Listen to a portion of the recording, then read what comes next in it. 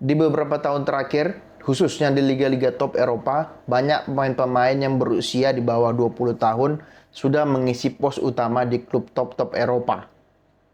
Nama-nama seperti Yamin Lamal, Kamavinga, Jamal Musiala, Kobbie Mainoo, dan lain-lain bahkan sudah menjadi pilihan utama di klubnya sekarang. Nah, di video kali ini aku nggak akan membahas pemain yang aku sebutkan tadi, tapi lebih kepada membahas karena ada sebuah pertanyaan yang ada di benakku adalah mengapa pemain-pemain Asia atau khususnya Indonesia sulit untuk tembus ke liga-liga top Eropa. Oke, nah maka dari itu ada 4 alasan utama yang disebutkan netizen karena sebelumnya aku membuat video short dan cukup ramai. Mereka menyebutkan ada 4 hal yang menjadi penghalang pemain-pemain Asia khususnya Indonesia bermain di liga-liga top Eropa gitu. Cuman aku punya satu alasan yang pasti, punya alasan yang mungkin tidak bisa terbantahkan bagi kalian semua nanti di akhir video kayak gitu. Nah, gini, yang pertama itu ada yang bilang begini. Pemain-pemain khususnya di Indonesia, kita bahas Indonesia aja ya. Kenapa pemain-pemain di Indonesia itu sulit untuk tembus ke ke apa namanya ke Eropa gitu. Alasan pertama mereka mengatakan korupsi di negara kita yang merajalela. Oke, gini.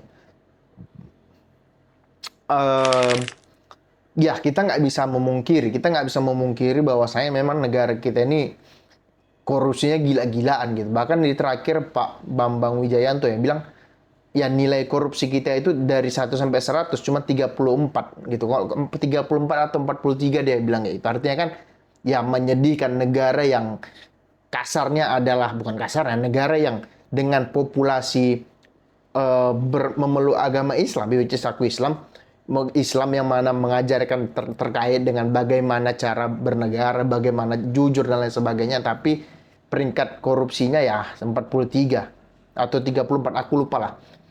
Ya ini kan agak, ya kita nggak bisa memungkiri juga bahwasanya korupsi itu akar dari semua masalah gitu. Cuman kalau memang alasannya adalah corruption ataupun korupsi, ya kita lihat negara pengekspor pesepak bola terbanyak sekarang kan itu ya bisa dibilang dua. Kalau nggak Brazil, Argentina. Oke, Argentina itu juara dunia loh. Brazil itu adalah negara dengan koleksi juara dunia terbanyak gitu. Oke, kita bahas Argentina.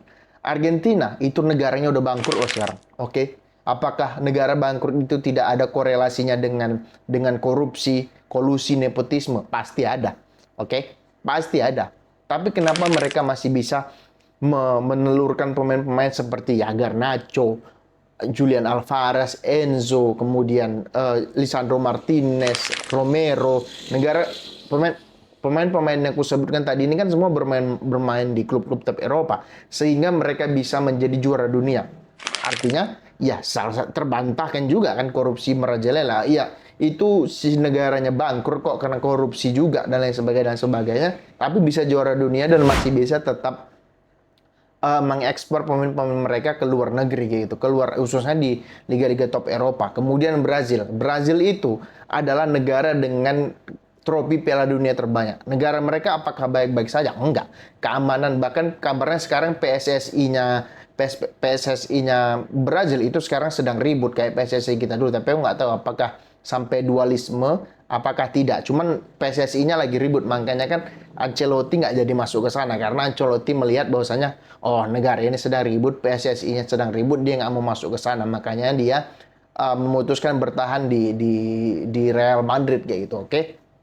Nah, Brazil negaranya juga nggak stabil-stabil, banyak orang miskin, banyak korupsi, kolusi, nepotisme, tapi mereka ya walaupun nggak juara dunia dan ya dalam beberapa tahun terakhir ya inilah generasi Brazil yang tidak sebagus sebelum-sebelumnya, tapi tetap mereka punya Ederson, punya Eder Militao gitu loh, punya siapa lah Vinicius, Edric, kemudian punya Rodrigo dan lain sebagainya. Mereka masih bisa mengekspor pemain mereka ke liga-liga top Eropa. Jadi kalau alasannya korupsi yang merajalela ya negara kayak yang aku bilang Brazil dan juga Argentina, gimana mereka korupsinya juga luar biasa. Apa bedanya sama kita? Kenapa kita tidak bisa tidak bisa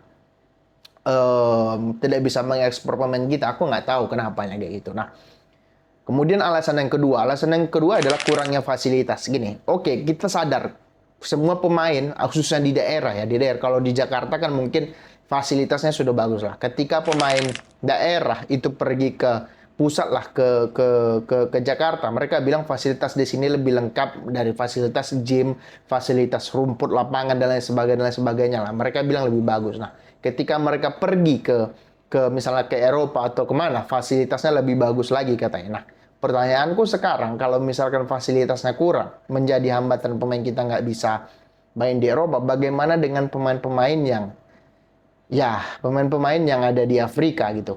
Oke? Bagaimana dengan pemain-pemain yang ada di Afrika? Apakah mereka fasilitasnya terpenuhi? I don't think so. Aku nggak merasa itu terpenuhi. Tapi kenapa mereka tetap bisa ya nama-nama kayak Sadio Mane. Dulu ada Drogba, negaranya perang terus bahkan.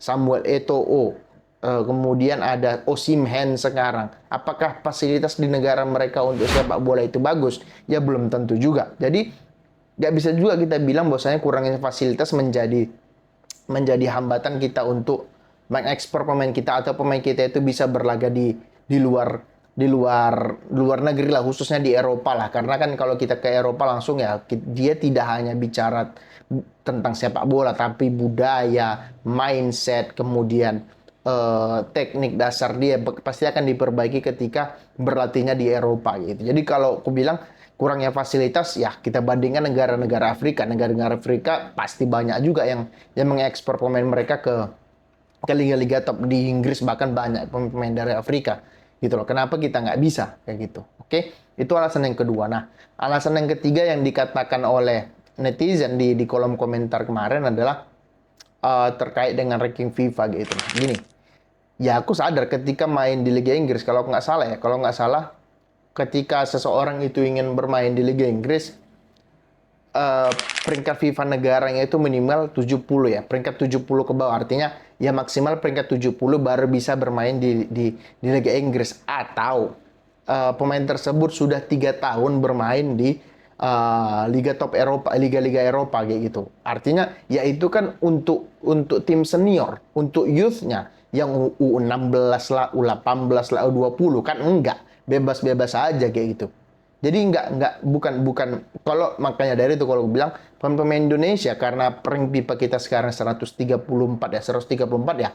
Kalau kita mau masuk langsung ke Liga Top Eropa, khususnya Liga Inggris, ya sulit karena apa? Terhalang sama regulasi yang menyatakan pemain itu harus negara dari pemain berdomisili itu harus berada di peringkat 70 FIFA maksimal kayak gitu. Oke, which is susah kalau misalnya langsung tim senior. Tapi kan kalau dia berangkat ke Eropa sudah dipantau bakatnya dari U16 atau U12 kan bisa masuk tim mudanya. Oke, masuk tim mudanya kan ketika kalau misalnya dia bagus, dia akan dipromosikan ke tim senior yang mana dia itu produk dari akademi, bukan ditransfer langsung dari negara yang bersangkutan gitu kan. Kan itu logika yang harusnya dipakai gitu loh, ngerti nggak? Jadi kalau aku bilang itu juga rank FIFA juga bukan alasan kayak gitu. Oke.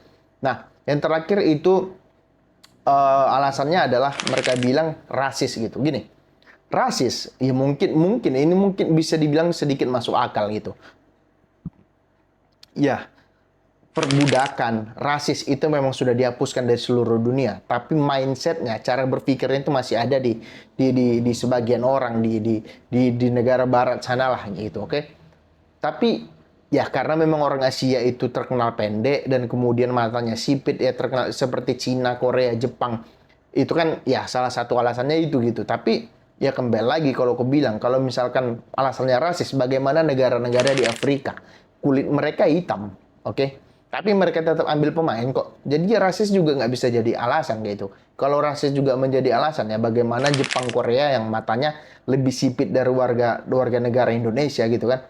Ngerti nggak? Jadi kalau alasannya adalah rasis ya nggak masuk akal untukku. Kenapa nggak masuk akal? Ya kita lihat negara-negara Afrika bisa kok yang kulitnya hitam.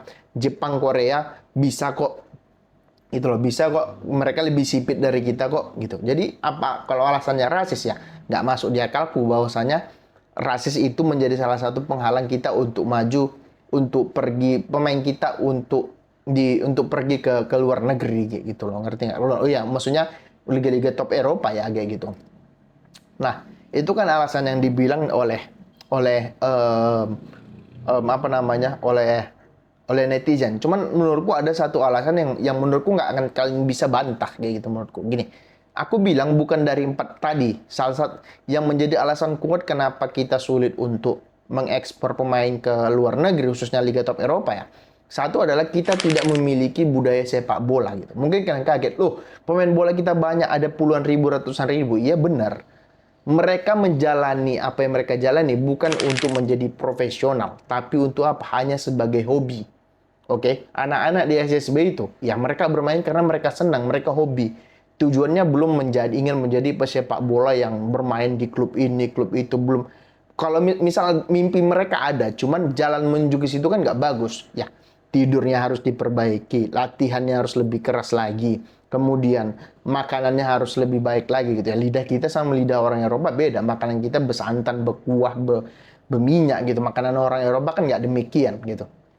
Terus kan jadi pertanyaan kan, apakah memang benar pemain orang Indonesia itu tidak memiliki budaya sepak bola? Nggak punya. Kalau aku bilang kita tidak memiliki budaya menjadi pemain sepak bola, tapi kita memiliki budaya menonton sepak bola. Itu berbeda. Oke?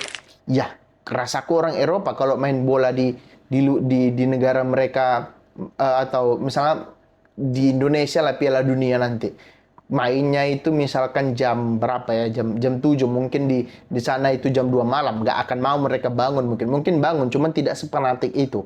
Mereka lebih memilih datang ke Indonesianya daripada menonton jam 2 malam di negara mereka. Tapi Indonesia mau main jam 2, jam 3, jam 4, kita bangun, kita nonton. Artinya apa? Antusiasme kita menonton sepak bola itu fanatik. Sebagai supporter kita luar biasa fanatiknya. Bisa dilihat dimanapun timnas kita main, pasti ada supporter Indonesia. Karena ya mungkin mereka kuliah, kerja, ataupun mereka dapat pasangan orang sana gitu kan. Jadi ya, kalau aku bilang kalau alasannya adalah kita tidak memiliki budaya sepak bola, itu benar kalau menurutku. Itu pendapatku sendiri. Lagian kalau kita lihat negara-negara besar di dunia itu kan, yang pertama Cina, Rusia, Amerika, Indonesia, mungkin Inggris salah satunya. Di antara 5 negara ini, cuman Inggris yang memiliki budaya sepak bola. Rusia enggak. Oke, Cina enggak. Oke, India satu lagi, India enggak, Amerika enggak. Indonesia apalagi, itu aku bilang. Mereka negara-negara besar itu cenderung tidak menjadikan sepak bola sebagai budaya mereka. Mungkin menonton sepak bola iya, tapi sebagai pemain untuk menjadi pemain profesional. Kalau aku pribadi ya sorry itu kalau aku bilang enggak. Kita nggak punya budaya untuk menjadi pemain bola profesional kayak gitu. Oke. Jadi ya kembali lagi kalau kalian punya pendapat yang 4 yang aku sebut nggak tadi di atas, oke fine. Cuman menurutku yang lebih penting adalah ya kita nggak punya budaya sepak bola. That's the point kalau aku bilang. Oke? Ya, rasaku itu aja sih udah 12 menit, 13 menit bahkan. Itu aja konten kita kali ini. Bagi kalian yang suka, silahkan di-subscribe, di komen, di-like. Bagi kalian yang nggak suka, ya nggak apa-apa, di-skip aja, oke? Terima kasih, semoga terhibur.